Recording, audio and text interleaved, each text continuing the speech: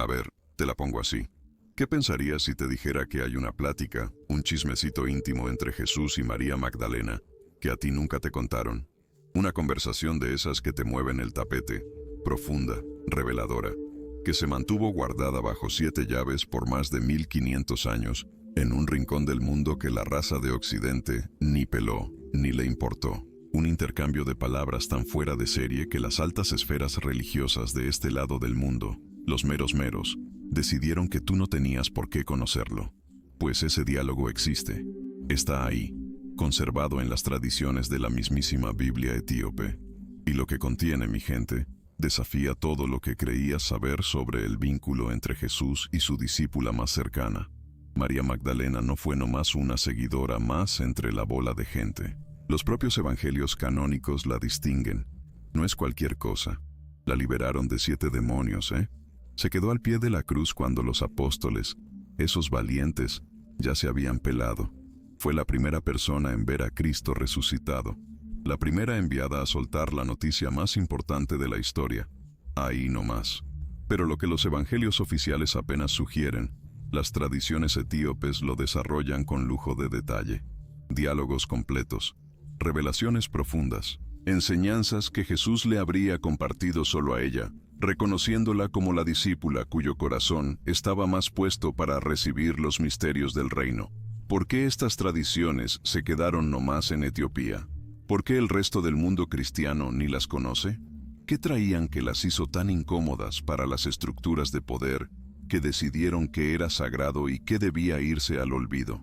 Las respuestas a estas preguntas nos van a jalar a uno de los capítulos más fascinantes y menos sonados de la historia del cristianismo.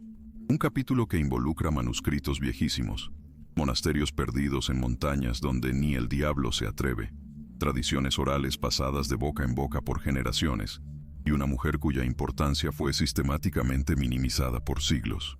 Hoy vamos a meternos de lleno en el diálogo secreto entre Jesús y María Magdalena.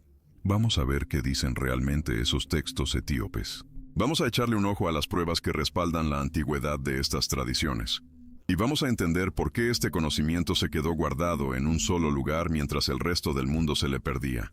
Aquí no andamos con chismes baratos ni inventando teorías sin ton ni son. Aquí estamos para explorar tradiciones de a de veras, preservadas por una iglesia que existe y veneradas por millones de creyentes por más de 1500 años. La iglesia etíope ortodoxa, Tewahedo, no es una secta de esas de rancho ni una ocurrencia moderna. Es una de las tradiciones cristianas más antiguas del mundo, con raíces que se clavan hasta el siglo IV. Su Biblia contiene textos que otras tradiciones dejaron a un lado. Sus tradiciones guardan recuerdos que otras olvidaron. El diálogo entre Jesús y María Magdalena es uno de esos recuerdos bien guardados, no como una curiosidad vieja, sino como una tradición viva, leída en las misas, estudiada en los seminarios, venerada por los fieles. ¿Estás listo para saber lo que Jesús y María Magdalena se dijeron, según estas tradiciones ancestrales? ¿Te pica la curiosidad por explorar revelaciones que el mundo occidental se encargó de enterrar? ¿Estás preparado para encontrarte con una María Magdalena totalmente diferente a la que te enseñaron? Porque lo que viene a continuación, mi amigo, te va a cambiar la forma de entender a esta mujer tan extraordinaria y su conexión con el Maestro. Y una vez que conozcas estas tradiciones, te lo aseguro, nunca volverás a leer los evangelios de la misma manera. El diálogo secreto está a punto de salir a la luz. Las palabras guardadas por siglos están a punto de ser escuchadas. Acompáñame en este viaje que no tiene pierde. Para entender de verdad el diálogo secreto entre Jesús y María Magdalena, tal como se conserva en las tradiciones etíopes, primero tenemos que ponernos al tiro con el contexto tan particular de la iglesia que lo custodió. La iglesia etíope ortodoxa Tewahedo es una de las comunidades cristianas más viejas del mundo. Según la leyenda, el cristianismo llegó a Etiopía en el siglo I con la conversión de aquel eunuco etíope que mencionan los Hechos de los Apóstoles. Pero la evangelización en serio, la que se armó con todo, ocurrió en el siglo IV con Frumencio, a quien Atanasio de Alejandría le dio el título de obispo. Pero la conexión de Etiopía con las tradiciones bíblicas es todavía más antigua, Los etíopes presumen ser descendientes del rey Salomón y la reina de Saba. Su libro nacional, el Kebra Nagast, Cuenta cómo el Arca de la Alianza fue llevada a Etiopía, donde, según los creyentes, ahí sigue hasta el día de hoy. Esta identidad de pueblo escogido, heredero directo de las promesas divinas, le dio una forma muy peculiar al cristianismo etíope. Su Biblia no es nomás una copia de los cánones occidentales. Es una colección única que incluye textos que otras tradiciones rechazaron. El libro de Enoc, el libro de los jubileos, y otros escritos que guardan tradiciones del judaísmo del Segundo Templo y del cristianismo de los primeros tiempos. El aislamiento geográfico de Etiopía fue clave para que todo esto se conservara. Las montañas etíopes, algunas de más de 4.000 metros, crearon una barrera natural. Las decisiones de los concilios de Occidente no tenían autoridad automática sobre estas comunidades. Cuando Roma hacía a un lado ciertos textos, Etiopía podía seguir venerándolos sin bronca. Las tradiciones sobre María Magdalena que Etiopía guardó vienen de este rollo de independencia y antigüedad. No son inventos etíopes de hace poco. Son tradiciones que heredaron del cristianismo primitivo que en otros lados las quisieron callar, pero que en las montañas africanas encontraron su refugio. María Magdalena ocupa un lugar especial en la devoción etíope. La celebran con sus propias fiestas. Sus imágenes aparecen en manuscritos iluminados, de esos que son una joya. Su historia se cuenta en sermones y en las pláticas que pasan de voz en voz. No es una figura menor, sino una santa venerada cuyo testimonio se considera fundamental.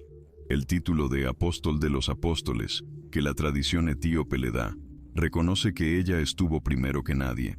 Antes de que cualquier apóstol predicara, María Magdalena anunció la resurrección. Su misión fue antes y fue la base de todas las demás. Este reconocimiento, que era común en el cristianismo de Oriente, lo hicieron menos en Occidente, pero en Etiopía lo conservaron con orgullo. Los textos etíopes que traen tradiciones sobre María Magdalena incluyen versiones en ge'ez de obras conocidas en otros idiomas, pero también desarrollos que podrían ser únicos de esta tradición. El ge'ez, el idioma litúrgico etíope, guardó textos que en griego o latín se perdieron. Los monasterios etíopes funcionaron como verdaderas fortalezas para la conservación. En lugares a veces imposibles de llegar, comunidades de monjes se dedicaron por generaciones a copiar manuscritos sagrados. Esta tradición de escribas garantizó que sobrevivieran textos que de otra forma se habrían perdido por completo. La relación entre Jesús y María Magdalena, según las tradiciones etíopes, no es la imagen distorsionada que Occidente se armó. La confusión esa de que era la pecadora arrepentida, que promovió Gregorio Magno en el siglo VI, nunca se la compraron en Etiopía.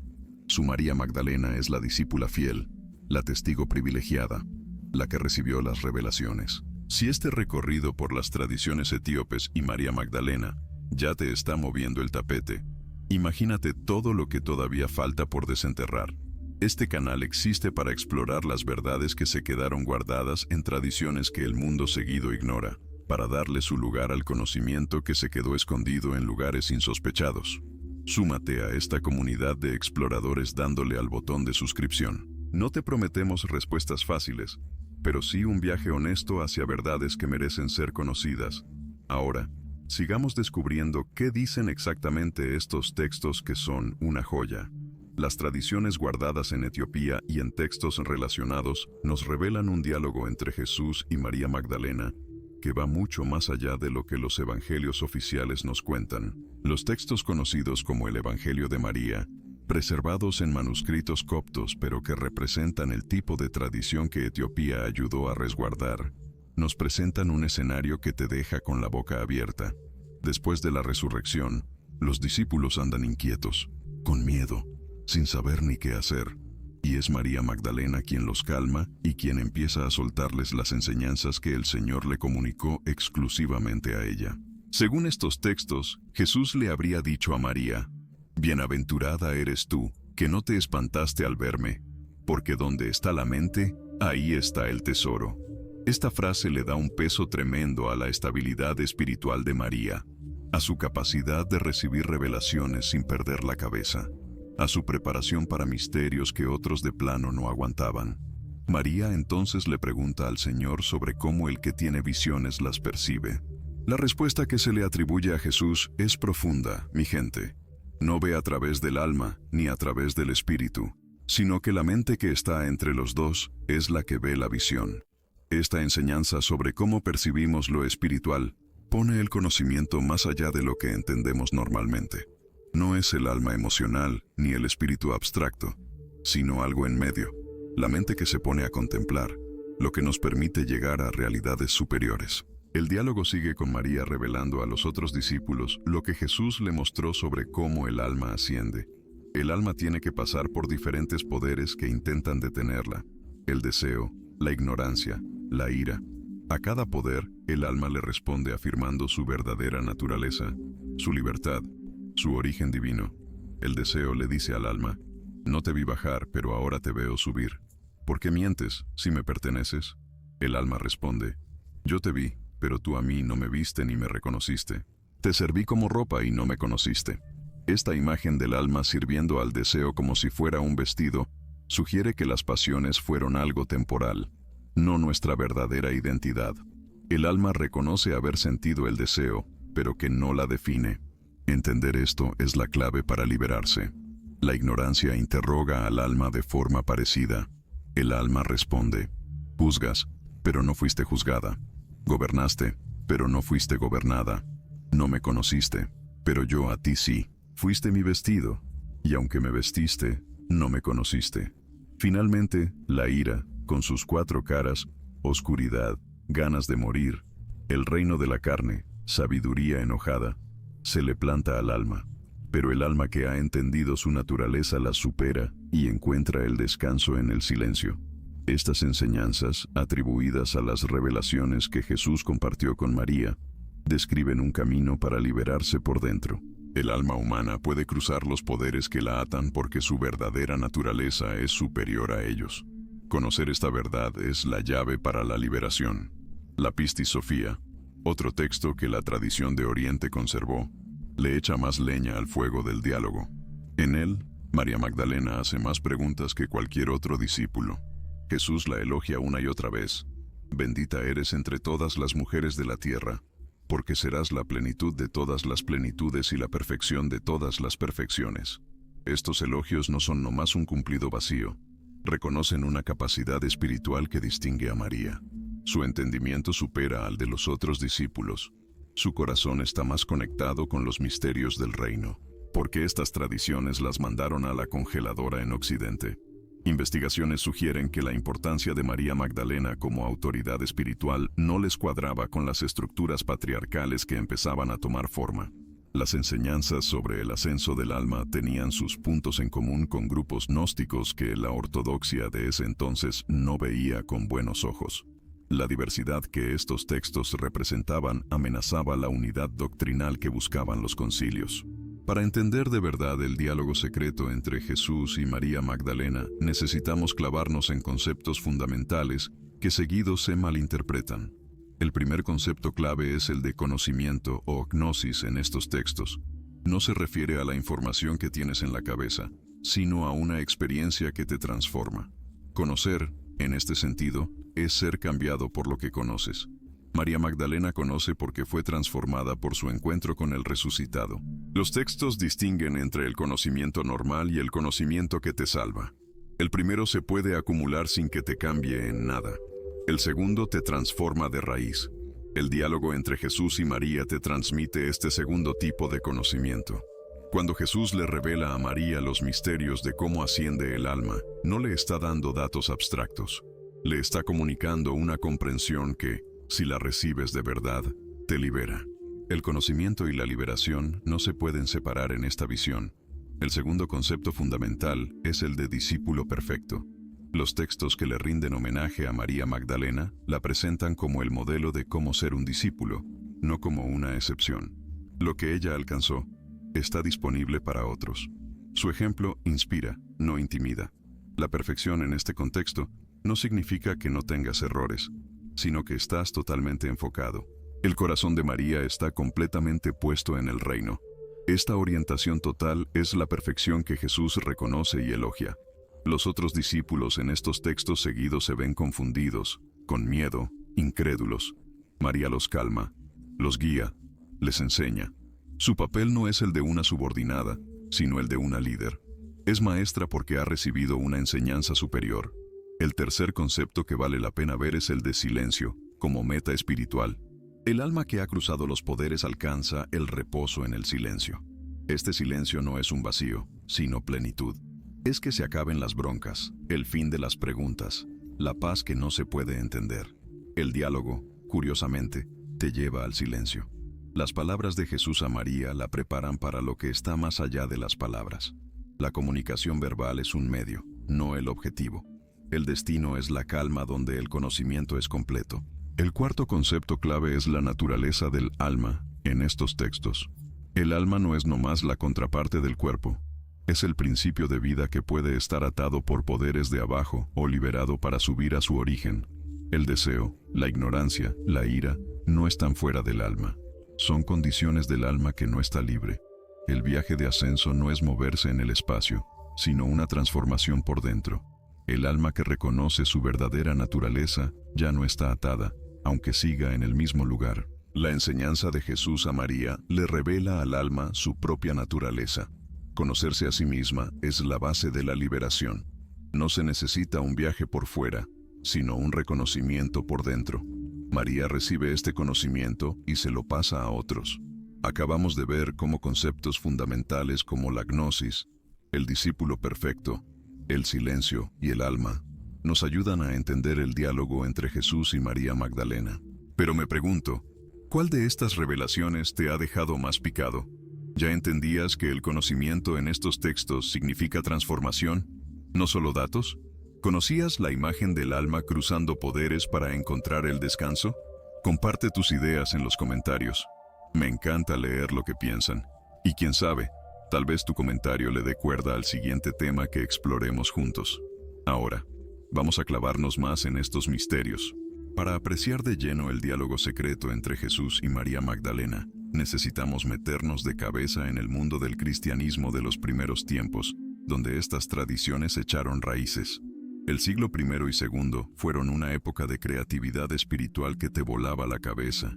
El movimiento de Jesús estaba buscando su identidad, desarrollando sus enseñanzas, explorando lo que implicaba su fe. Todavía no había una única ortodoxia ni un canon cerrado. Muchas voces contribuían a la tradición que apenas nacía. En este contexto, las tradiciones sobre María Magdalena florecieron en varias direcciones. Algunas comunidades le daban mucha importancia a su papel como testigo de la resurrección. Otras desarrollaban su relación especial con Jesús. Otras más la presentaban como la que recibía revelaciones que complementaban o expandían las enseñanzas públicas del Maestro. Las comunidades que seguido llamamos gnósticas le tenían una devoción especial a María Magdalena. Para ellos, el conocimiento que salvaba incluía enseñanzas esotéricas, que se comunicaban a círculos selectos y que se guardaban en textos que las comunidades mayoritarias eventualmente harían a un lado. Pero sería un error decir que la veneración a María Magdalena era solo cosa de los gnósticos. Incluso autores que después serían considerados ortodoxos la honraban. Hipólito de Roma la llamó apóstol de los apóstoles. Orígenes la trató con respeto. La importancia de María no era propiedad de ningún bando. El mundo mediterráneo del siglo I conocía varios modelos de autoridad espiritual femenina: profetisas, sacerdotisas, maestras. Las mujeres tenían roles religiosos importantes en muchas tradiciones. El cristianismo primitivo, con su mensaje relativamente igualitario, al principio no le cerró la puerta a las mujeres en el liderazgo. Las cartas auténticas de Pablo mencionan a mujeres que colaboraban en el Evangelio. Priscila le enseña a Apolos. Febe es diaconisa. A Junia la llaman prominente entre los apóstoles. En este contexto, es comprensible que circularan y se aceptaran tradiciones sobre María Magdalena como una maestra con autoridad. Las comunidades que guardaron los diálogos entre Jesús y María probablemente valoraban la experiencia mística directa, la revelación personal, el conocimiento que te transforma. Estas comunidades existieron en Egipto, Siria y quizás en otras regiones. Sus textos, aunque después los hicieron a un lado, conservan tradiciones que son de verdad muy antiguas. Etiopía, cuando recibió el cristianismo, heredó tradiciones que incluían esta importancia de María Magdalena. Su conexión con Alejandría, un centro de cristianismo variado y especulativo, facilitó que se pasaran textos y tradiciones que en otros lugares serían suprimidos. El GS etíope tradujo textos del griego y del copto. Estas traducciones guardaron lo que los originales perdidos contenían. Cuando los manuscritos griegos desaparecieron, las versiones etíopes se quedaron, copiadas una y otra vez por generaciones en monasterios perdidos. La tradición oral complementó a la escrita. Historias sobre María Magdalena, sobre sus diálogos con Jesús, sobre sus enseñanzas a los discípulos, se transmitieron de maestros a alumnos, de predicadores a fieles. Esta tradición viva puede guardar cosas que no quedaron en ningún texto conocido. El aislamiento etíope protegió estas tradiciones de los procesos de homogeneización que afectaron al cristianismo mediterráneo.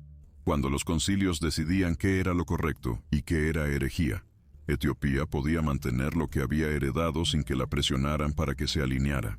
La historia del diálogo secreto entre Jesús y María Magdalena se puede contar como una historia de cómo floreció, cómo la quisieron callar y cómo volvió a salir a la luz. En los primeros siglos del cristianismo, las tradiciones sobre María Magdalena, como la que recibía revelaciones especiales, andaban por todos lados. Los textos que las guardaban se copiaban, se leían, se veneraban.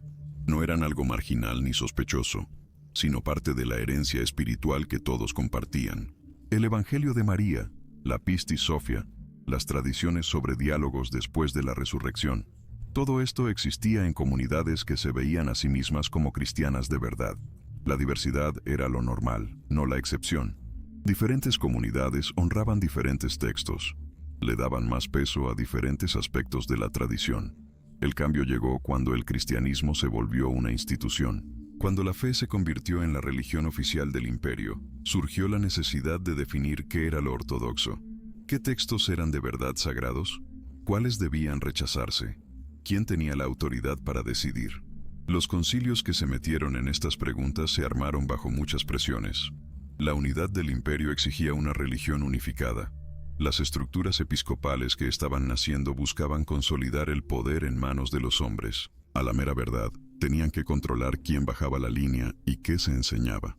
Los textos que proponían otras formas de poder, otras autoridades, esos eran un broncón.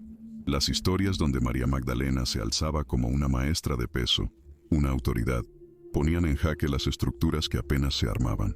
Imagínate, si una mujer recibía revelaciones más potentes que las de los apóstoles hombres, ¿qué significaba eso para la cúpula eclesiástica, puramente masculina? La solución fue sencilla: mandar esos textos al rincón. La movida con los grupos gnósticos le dio un empujón a que la hicieran a un lado. Cuando el gnosticismo fue tachado de herejía, todo lo que oliera a ello quedó en la mira, como algo chueco. Los escritos que honraban a María Magdalena fueron desechados, junto con otras ideas que consideraban torcidas, fuera de lugar. En Occidente, el descarte se completó con la maña de la distorsión. La María Magdalena apóstol la convirtieron en la María Magdalena, la chica de la vida galante que se arrepintió, la que daba la cátedra, la de peso. La volvieron una pecadora perdonada. La mezcla chueca con otras figuras evangélicas, impulsada por Gregorio Magno, le puso el sello final a esta transformación. Por más de 1000 años, esa imagen alterada se adueñó de Occidente. En el arte la pintaban con los símbolos de su supuesto pasado turbio. Los sermones la usaban de ejemplo para el arrepentimiento, no para reconocer su peso espiritual. El chismecito, la plática a escondidas, se fue al olvido total. Mientras tanto, allá por Etiopía, las tradiciones viejas seguían su curso. No la mezclaron con la pecadora, no le hicieron esa jugada, no la bajaron de nivel a una figura sin voz. María Magdalena se mantuvo firme como la apóstol de los apóstoles, testigo de primera mano, la que recibía las revelaciones. El destape en Occidente empezó en el siglo XX. Los rollos de Nag Hammadi, encontrados en el 45, sacaron a la luz escritos que en Occidente ya ni se acordaban. El Evangelio de María, aunque incompleto, dejó ver una tradición que era otra cosa, algo bien distinto. La chamba académica posterior armó de nuevo la figura histórica de María Magdalena. La conexión con la pecadora quedó desmentida. Se le dio el valor que tenía en el movimiento de Jesús. Las pláticas que se guardaron en textos viejos se le metió mano en serio. La mera Iglesia Católica, fíjate, apenas en el 2016, subió la celebración de María Magdalena a fiesta grande, ya reconociendo que era la apóstol de los apóstoles. Después de siglos de que le torcieron la historia, Occidente empezaba a rescatar lo que en Etiopía nunca se les borró de la mente. La historia del chismecito, de la plática secreta entre Jesús y María Magdalena, está llena de distorsiones que tenemos que desenmascarar para llegarle a las tradiciones más añejas. La primera y más cabrona distorsión fue la mezcla de María Magdalena con la pecadora anónima de Lucas. Esa mujer, descrita como pecadora de la ciudad, le unge los pies a Jesús con perfume y lágrimas, pero ni Pío en Lucas sugiere que sea María Magdalena. Son personajes completamente distintos en el relato evangélico, para que quede claro. Sin embargo, Gregorio Magno, por allá del siglo VI, las identificó como la misma persona. Esta fusión, sin base en ningún texto, nos dio la imagen de la chica de la vida galante, arrepentida que se impuso en Occidente por más de 1000 años. La distorsión no fue de a gratis. Servía para bajarle el perfil a una mujer cuya importancia les resultaba un estorbo. La segunda jugada chueca fue la mezcla con María de Betania. Esta María, hermana de Lázaro y Marta, también ungió a Jesús y se sentó a sus pies a escuchar. Combinar estas figuras metía más ruido, sí, pero les permitía ciertos arreglos narrativos que les venían de perlas. La tercera distorsión, más de nuestros tiempos, fue la sexualización de su relación con Jesús. Novelas de ahora la pintan como esposa o amante de Jesús, madre de sus hijos, guardiana de linajes secretos. Aunque estas historias jalan un montón, tienen poco que ver con los textos antiguos de verdad. Los textos que hablan del amor especial de Jesús por María usan un lenguaje espiritual, no de romance. Cuando la Pistis Sofía dice que María es amada más que los otros discípulos, se refiere a su entendimiento espiritual superior, no a una atracción física. Leer Romance, donde los textos describen un discipulado, le tuerce el significado de raíz.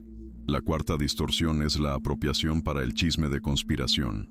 Cierta literatura que se vende mucho presenta el diálogo secreto como evidencia de complots vaticanos, de conocimientos escondidos por élites malandras, verdades suprimidas con intenciones bien siniestras. Esas historias, aunque te entretienen un rato, le bajan mucho la complejidad a procesos históricos que son un rollo. La verdad es que la marginación de las tradiciones sobre María Magdalena no fue una conspiración centralizada, de un solo golpe. Fue un proceso paulatino, resultado de un montón de decisiones tomadas por razones diversas en distintos momentos. Algunas de esas razones tenían que ver con el género y el poder, otras con lo que se definía como ortodoxia, y otras más con la política de la Iglesia, pura grilla. La quinta distorsión es la idealización a lo bestia, pero en la dirección contraria. Algunas lecturas de hoy pintan a María Magdalena como una líder feminista antes de tiempo, la mera cabeza de un cristianismo igualitario que fue aplastado por el patriarcado. Aunque hay cosas ciertas en esa visión, simplificarlo así no le hace justicia a lo complejo de la historia. El cristianismo de los primeros tiempos no era nomás igualitario contra patriarcal. Era un desmadre de diversidad que no entra fácil en las categorías de hoy. María Magdalena era un personaje pesado, sí, pero las razones de su importancia no eran las mismas que hoy le damos valor. Para rescatar el diálogo secreto, hay que navegar con cuidado entre todas estas distorsiones. Tenemos que rechazar la imagen de la chica de la vida galante, arrepentida. Debemos evitar sexualizaciones que no vienen al caso. Hay que resistir las teorías de conspiración. Y no debemos meterle en nuestras agendas de hoy. La tradición etíope nos da una pista bien valiosa, precisamente porque se escapó de varias de estas distorsiones. Su María Magdalena no es prostituta porque nunca le compraron esa idea. Es apóstol porque esa tradición se mantuvo, pero tampoco es una figura de fantasías modernas. Los textos etíopes merecen que los leamos tal cual, no para confirmar teorías que ya traemos. Lo que revelan sobre la plática entre Jesús y María es bastante extraordinario, sin necesidad de meterle más distorsiones. Las pruebas que respaldan la existencia de tradiciones viejas sobre pláticas especiales entre Jesús y María Magdalena son macizas y de varios tipos. La primera prueba viene de los propios evangelios canónicos, los que todos conocemos. Los 4 evangelios le dan un lugar importante a María Magdalena en las historias de la pasión y la resurrección. Juan, incluso, le dedica un diálogo directo entre ella y el resucitado. Esta importancia canónica es la base para las tradiciones que la hicieron más grande. Que una mujer sea presentada como la primera testigo de la resurrección, eso es un dato históricamente pesado. En el mundo de antes, el testimonio de una mujer valía menos legalmente que el de un hombre. Si los primeros cristianos se hubieran inventado la historia, lo más seguro es que hubieran puesto a un vato como el primer testigo. La presencia de María sugiere que había una memoria auténtica, no un invento. La segunda prueba sale de los descubrimientos de Nag Hammadi. Los manuscritos coptos que se hallaron en el 45 incluyen el Evangelio de María, que trae diálogos largos entre Jesús y María Magdalena. Aunque el manuscrito de Nag Hammadi es del siglo IV, el texto que copia es más viejo, Los especialistas le ponen fecha a la composición original en el siglo II. Esto demuestra que las tradiciones sobre diálogos especiales ya andaban por ahí desde temprano. No son inventos de última hora. La tercera prueba es la Pistis Sophia, un texto copto grandote que presenta a María Magdalena como la que más pregunta al Jesús resucitado. En este escrito, ella hace más preguntas que cualquier otro discípulo y recibe elogios a cada rato por su entendimiento. Las frases que se le atribuyen a Jesús en la Pistis Sophia son para ponerle atención. Bienaventurada eres entre todas las mujeres de la tierra, porque serás la plenitud de plenitudes. Esas expresiones reflejan una veneración de a de veras, que no pudo salir de la nada, así nomás. La cuarta línea de pruebas viene de los padres de la Iglesia. Hipólito de Roma, por allá del siglo III, le dice a María Magdalena, apóstol de los apóstoles. Este título, que le reconoce su lugar de honor como la que proclamó la resurrección, viene de un obispo reconocido, no de grupos de la orilla. Orígenes, Clemente de Alejandría y otros autores de la época de los padres mencionan a María Magdalena con respeto, aunque no todos se tragaban los textos más elaborados sobre ella. Su importancia básica era reconocida por un chorro de gente. La quinta prueba es la tradición etíope que no se ha detenido. La iglesia etíope ha venerado a María Magdalena sin interrupción por más de 15 siglos. Se celebra su fiesta. Sus imágenes aparecen en los manuscritos. Su historia se enseña y se predica, como debe ser. Los manuscritos etíopes específicos que traen material sobre María Magdalena ya están siendo catalogados y estudiados. Algunos guardan versiones en ge'ez de textos ya conocidos. Otros podrían tener desarrollos únicos. El montón completo de estos textos todavía no ha sido analizado a fondo. La tradición oral etíope le echa la mano a los textos escritos. Historias que no aparecen en ningún manuscrito conocido andan circulando en comunidades de gente muy devota. Esta tradición viva puede guardar ecos de historias más viejas.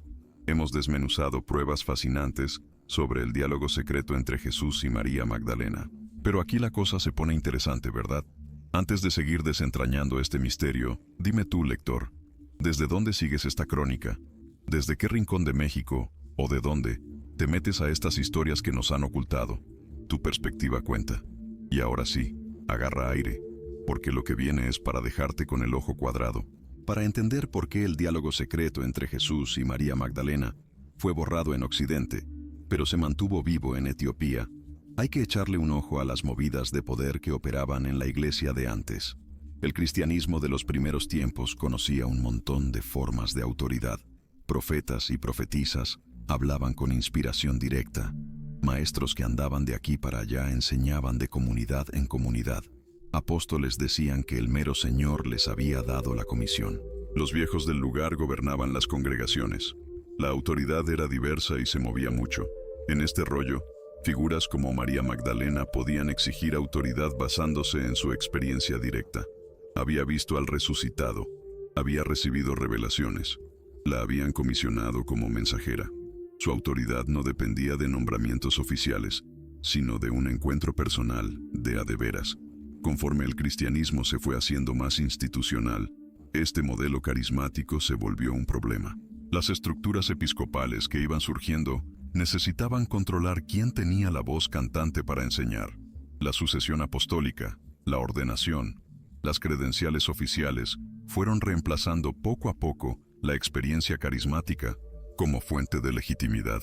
Los textos que presentaban a María Magdalena como la que recibía revelaciones especiales legitimaban formas de autoridad que las estructuras no podían ni tantear. Si una mujer de antaño había recibido enseñanzas superiores directamente del Señor, ¿quién podía reclamar hoy una autoridad parecida?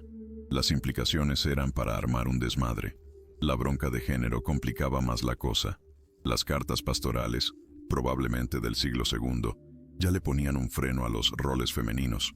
No permito que la mujer enseñe ni ejerza autoridad sobre el hombre. Estas restricciones reflejan debates de a de veras sobre quién podía llevar la batuta. María Magdalena, como maestra de peso, contradecía de lleno estas restricciones que iban saliendo. Los textos que la honraban desafiaban las reglas que la ortodoxia estaba imponiendo. Hacer a un lado estos textos ayudaba a consolidar estructuras donde a las mujeres las dejaban fuera del liderazgo, sin chistar. La conexión con el gnosticismo les dio más justificación. Cuando la ortodoxia tachó al gnosticismo de herejía, los textos relacionados fueron condenados por añadidura. No importaba si traían tradiciones genuinamente viejas, que los usaran grupos rechazados, los contaminaba, así de fácil.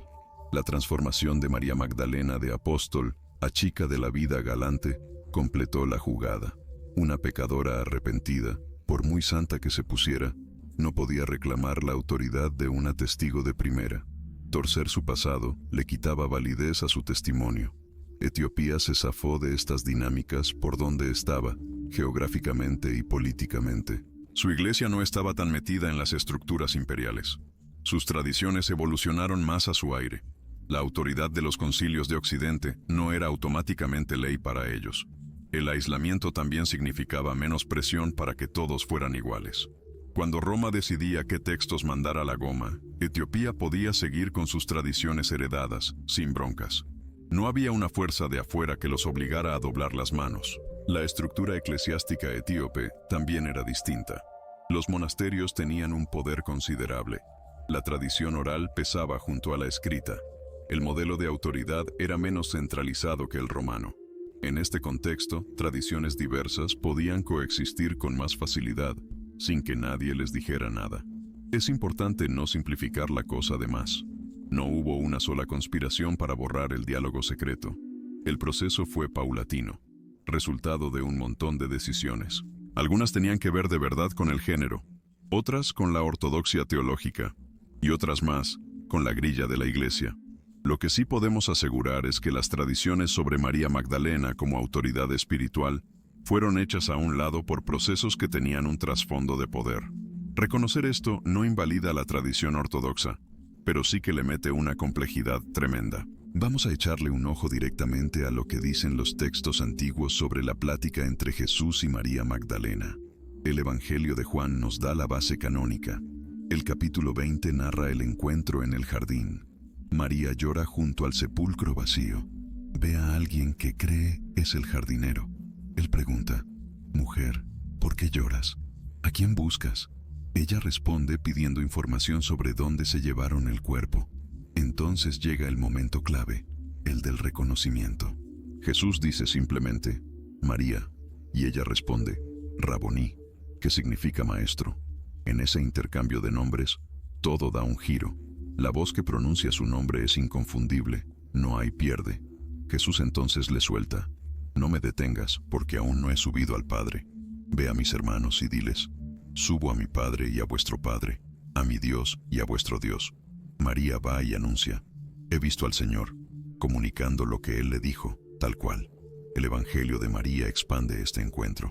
Después de una aparición a los discípulos que estaban reunidos, María los consuela y empieza a soltar enseñanzas que el Señor le comunicó en una visión. Las palabras que se guardaron incluyen el diálogo sobre la visión. María pregunta: «Señor, el que ve la visión, ¿la ve a través del alma o a través del espíritu?». El Salvador responde: «No la ve a través del alma ni a través del espíritu, sino que la mente que está entre ambos es la que capta la visión». El texto sigue con María revelando el ascenso del alma a través de diferentes poderes. El deseo interroga: «No te vi bajar, pero ahora te veo subir. ¿Por qué mientes si me perteneces?». El alma responde: «Te vi, pero tú no me viste. Te serví como vestido y no me conociste». La ignorancia es confrontada de manera similar. El alma declara: «Juzgaste, pero a ti no te juzgaron. Gobernaste, pero a ti no te gobernaron. No me conociste, pero yo sí te conocí». La ira, en sus 4 formas: oscuridad, deseo de muerte, reino de la carne, sabiduría iracunda, es la última bronca. El alma que ha entendido su naturaleza las trasciende y llega al reposo en el silencio. La Pistis Sophia presenta diálogos más largos.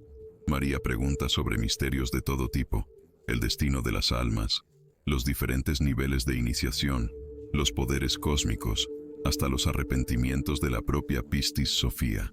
Las respuestas de Jesús son bien elaboradas, llenas de una cosmología compleja. Pero entre una y otra hay elogios repetidos a María. Bienaventurada eres, María. Tu corazón está más dirigido hacia el reino de los cielos que todos tus hermanos. En un pasaje para ponerle atención, Jesús dice: María, tú, la bienaventurada, a quien perfeccionaré en todos los misterios de lo alto. Habla con libertad, tú cuyo corazón está más elevado hacia el reino que todos tus hermanos. Cuando Pedro se queja por el protagonismo de María, Jesús le da un jalón de orejas. La autoridad de María está establecida por el mero Señor, no depende de que los otros discípulos la acepten o no.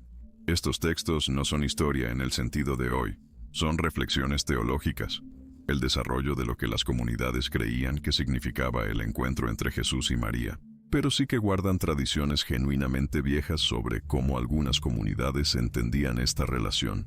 Y eso es lo que cuenta.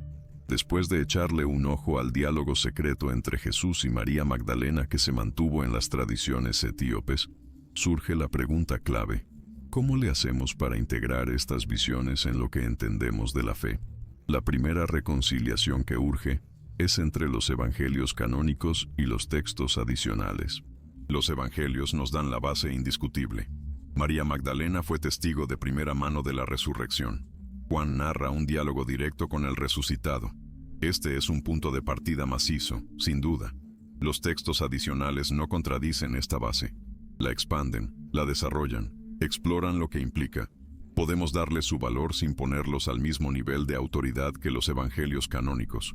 Diferentes textos tienen diferentes niveles de peso, pero todos pueden echarle la mano a nuestro entendimiento.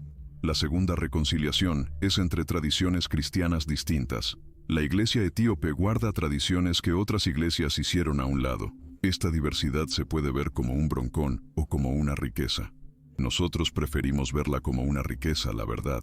El cristianismo siempre ha sido diverso, un verdadero mosaico. Las diferentes tradiciones guardan distintos enfoques, experiencias, sabidurías. La iglesia etíope puede enseñarnos sobre María Magdalena cosas que en Occidente se les fueron de la mente. Esto no significa que todas las tradiciones tengan la razón en todo. Significa que debemos abordar las diferencias con humildad, reconociendo que ninguna tradición tiene el monopolio de la verdad, ni de chiste. Podemos aprender los unos de los otros, sin pedos. La tercera reconciliación es entre la María Magdalena histórica y las imágenes de devoción. La neta es que sabemos poco con certeza sobre la mujer histórica. Los evangelios dan pocos datos de su biografía. Los textos posteriores desarrollan su figura en rumbos que pueden o no corresponder a realidades históricas. Pero las imágenes devocionales tienen su propio valor, aunque no sean precisas biográficamente. La María Magdalena de la devoción etíope, la María Magdalena de los textos gnósticos, todas ellas expresan algo verdadero sobre cómo las comunidades le encontraron sentido a su figura. La cuarta reconciliación es entre autoridad carismática e institucional. Los textos que presentan a María como la que recibe revelaciones especiales nos ponen a pensar sobre la autoridad. ¿Quién puede enseñar de verdad? ¿De dónde chingados viene la autoridad espiritual? Las instituciones dan estabilidad y una verificación comunitaria. El carisma da frescura y renovación. Ambos se necesitan. Las tradiciones sobre María nos recuerdan que la autoridad espiritual no siempre fluye por los canales oficiales. Esto invita a la humildad, no al desmadre. La quinta reconciliación es entre el conocimiento y el misterio. Los textos sobre el diálogo secreto nos revelan enseñanzas profundas, pero también apuntan más allá de lo que dicen. El alma que completa su viaje llega al reposo en el silencio. Las palabras te llevan más allá de las propias palabras. Las verdades que estos escritos resguardan generan más interrogantes de las que aclaran. Y esa incógnita, lejos de ser una falla, es una invitación. El diálogo secreto no pretende dar todas las respuestas. Busca más bien llevarte a una realidad que va más allá de lo que se puede explicar con palabras. Lo que enseña no es solo información, es algo que te transforma. De verdad, si te abres a esto, te cambia la vida. María Magdalena, como ejemplo de discípula, nos traza un camino. Su corazón clavado en el reino, su temple para recibir sin inmutarse, su arrojo para compartir lo que le fue entregado. Todo eso nos muestra que el sendero sigue abierto para quien de verdad lo busca. Juntos hemos andado un camino fuera de serie, entre tradiciones viejas y olvidadas, entre escritos que se salvaron de pura chiripa, y la historia de una mujer a la que le bajaron el perfil por siglos, pero cuya voz nomás no se deja callar. De todo esto, el diálogo secreto entre Jesús y María Magdalena se nos revela como la prueba de una conexión espiritual fuera de lo común. No era una discípula más del montón, era la que traía el corazón más puesto en el reino, la primera en ver, la primera en llevar el mensaje, la apóstol de los apóstoles, ni más ni menos. Las tradiciones de Etiopía guardaron lo que por acá, en Occidente, se nos fue olvidando. En monasterios perdidos en la sierra, generaciones de monjes se la pasaron copiando rollos que en otros lados se esfumaron. Su lealtad, calladita, nos resguardó un tesoro para todos. El mensaje que estos escritos guardan nos habla de una transformación interna.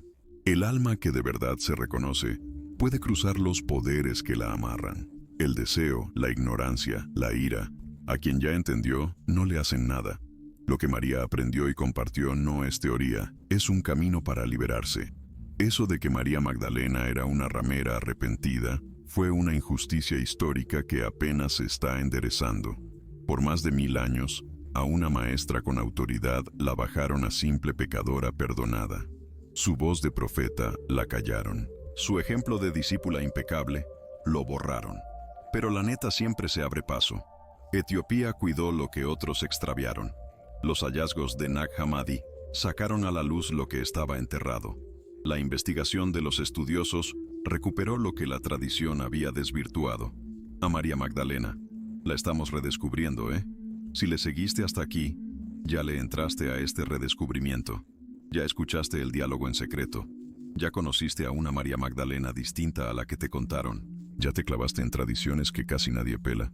La travesía no se acaba aquí, mi gente. Los textos de Etiopía tienen más de lo que pudimos ver. Las historias que se cuentan de boca en boca siguen vivas. Las investigaciones no paran. Siempre hay más que rascarle a esta mujerona y su relación con el Maestro. Las palabras que Jesús le soltó, según estos relatos, siguen haciendo eco. Bienaventurada eres, María, que tienes el corazón más puesto en el reino que todos tus hermanos. Este piropo nos invita a todos los que buscamos a poner el corazón igual. Pues ya llegamos al final de este viaje fuera de serie sobre el diálogo en secreto entre Jesús y María Magdalena, que se guardó en la Biblia etíope. Si le seguiste hasta acá, es porque eres de los que andan buscando el conocimiento a fondo, de los que le dan valor a las tradiciones que se salvaron en lugares impensables, de los que entienden que el cristianismo es mucho más rico de lo que cualquier tradición solita puede abarcar. Este canal está hecho para gente como tú, ni más ni menos. Si todavía no le has dado a suscribir, este es el mero momento. Tenemos un chingo más que explorar juntos. Tradiciones que se quedaron en el olvido, escritos que se salvaron, misterios de la fe que merecen que se les conozca. Que me acompañes en este camino. Lo es todo. Actívale a la campanita para que no te pierdas ningún video. ¿Sale? Y ahorita, en tu pantalla, ya va a salir otro video para que sigas abriendo tu mente a los secretos del cristianismo de antes. Aquí no le pares. La sed de conocimiento nunca se quita. María Magdalena fue testigo del Señor resucitado. Recibió revelaciones que a otros les hubiera volado la cabeza y las compartió con los que de verdad estaban listos para escuchar. Su historia sigue siendo una invitación. El diálogo en secreto ya se reveló. Las palabras que se guardaron por siglos ya se compartieron. Y tú, al terminar este recorrido, te hiciste heredero de tradiciones que cruzaron milenios para llegar a tus manos. El alma que ya le agarró la onda puede cruzar los poderes y hallar la calma en el silencio. Que estas palabras de antaño te alumbren el camino.